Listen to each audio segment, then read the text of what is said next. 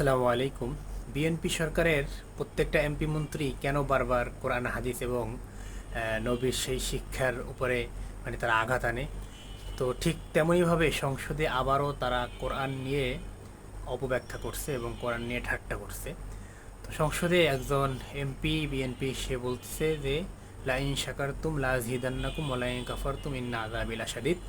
তো এই আয়াতের সে ব্যাখ্যা করছে, আল্লাহ যে ব্যাখ্যা করছে সেটাকে বাদ দিয়ে সে তার নিজেদের দলের ব্যাখ্যা করছে। সেটা হচ্ছে সে বলছে যে আমরা প্রধানমন্ত্রী পাইছি, তার শুকর আদায় করতে হবে, আপনাদের বিরোধী দলের আদায় করতে হবে, প্রধানমন্ত্রীর শুকর আদায় করতে হবে এবং বাজেটের শুকর আদায় করতে হবে এবং এমপি মন্ত্রী যা যা আমরা তারা যে সুযোগ সুবিধা দিতেছে সেগুলো শুকর আদায় করতে হবে। আর যদি সেগুলো আদায় করা না হয় তাহলে আপনারা কঠিন আযাবে পড়বেন, তারা নিজেরাই শাস্তি দেবে।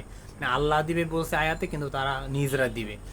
তো বিএনপি সরকার ক্ষমতায় আসার পরে আর কি কি তারা কোরআন হাদিস এবং নবীদেরকে নিয়ে, নবীর সেই আইনকে নিয়ে কিভাবে কি করছে সব আপনাদেরকে বলবো, ভিডিওটা একটু শেয়ার করে রাখবেন।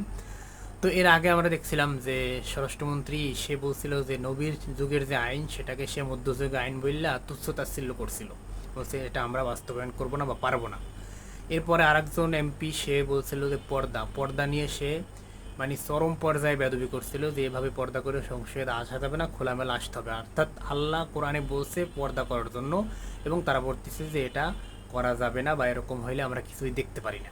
হ্যাঁ, এরপরে তারা আবার কি করলো, ইসলাম নিয়েও ষড়যন্ত্র করছিল যে সব জায়গায় ইসলাম টানবেন না, ইসলাম সব জায়গায় লাগানো যাবে না, ঠিক আছে?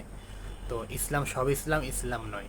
এখন আবার তারা বলতেছে যে কি বলে কোরআনের সেই আয়াতকে তারা অপব্যাখ্যা করতেছে। তো এরকম আরও অনেক আছে, আমি সব এখন এই ভিডিওতে বলতে পারতেছি না।